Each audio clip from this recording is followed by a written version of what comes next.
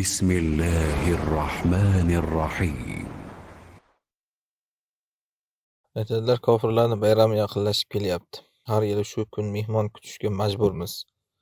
Qaynonamga qancha tushuntirsak ham foydasi yo'q. Janjal bo'lmasin deb ularni ra'yiga qarab dasturxon bezab, mehmon kutishimiz, ovqatlar tayyorlashimiz biz uchun ham bayram nishonlagan hukmga o'tadimi debdilar.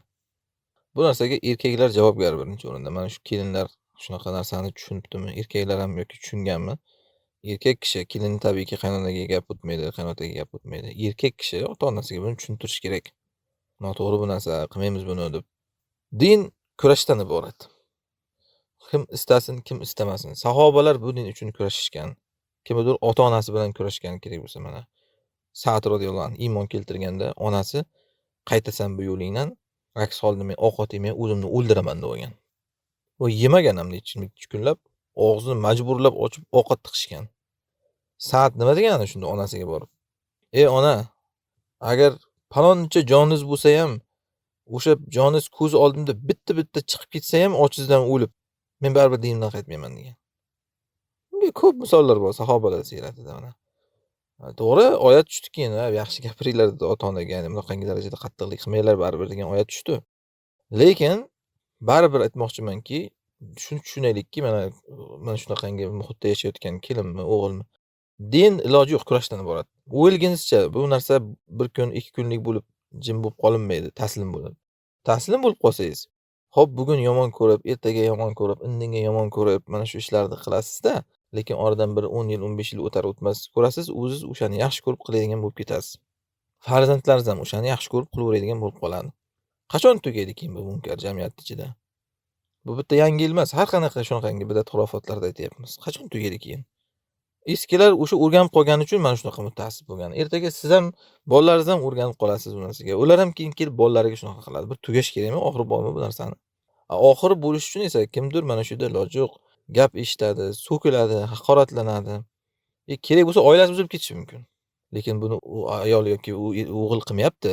Uni o'sha bidatga majburlayotganlar qilyapti. Mana shuni tushunish kerak ular.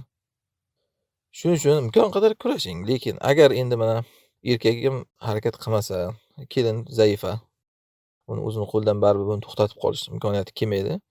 Uni majburlashsa, o'sha narsaga majburlashsa deganda tabiiyki endi qanday? Mana shunaqangi zulm bilanda. Bunda inshaalloh unga uzr bor. Bitta dalil bu narsaga qarang. Alloh Qur'onda cho'rilar haqida gapirgan. La tukrihu fatayatikum alal bigho. Cho'rilarni buzuqlik bilan pul topib kelishga majburlamanglar degan. In aradna tahassunan, ular o'zini fatini saqlab o'tirishni istagan payt. Va ma yukrihunna fa innalloha min ba'di ikrahinna g'afurur rahim. Kim ularni majburlasa, Alloh ularni majburlangandan keyin mag'firat qiluvchi, rahimli degan. Qarang, bir odamni tasavvur qilaylik, cho'rilari bor. U cho'rilarini majburlab bor hammang buzuqlik qilib pul topib kelasan deb, ya'ni zinoga jo'natyapti. Tabiiyki urishadi, so'kadi, ana shundan bu bechoralar nima qilay endi, boshqa borayotgan joyim yo'q deganda borib qilib kelgan o'sha ishlarni. Hatto o'shalarga Alloh aytayaptiki, endi e'tibor bering, mana shu zino bilan pul topib kelyapti, lekin o'zi yoqtirmagan. Kim uni majbur qilgan bo'lsa, majbur qilgan odam gunohkor ekan. Bu Alloh kechiradi uni deyapti. Alloh rahimlik deyapti.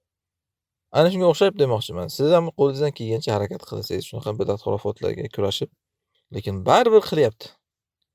Baribir qildiryapti. Iloji yo'q, ovqat qilmayman deya olmaysiz endi.